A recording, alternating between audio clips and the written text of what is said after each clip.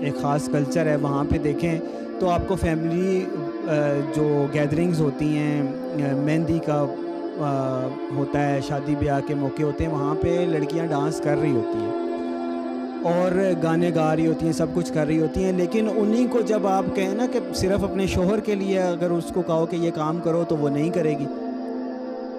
तो ये बात याद रखें कि इस्लाम के अंदर नामहरम को आवाज़ सुनवाना, उसको अपनी शक्ल दिखाना, उसके सामने बेपर्दा होना इंतहाई मना है, हराम है, अल्लाह के दीन से मुतसादिम चीज़ है।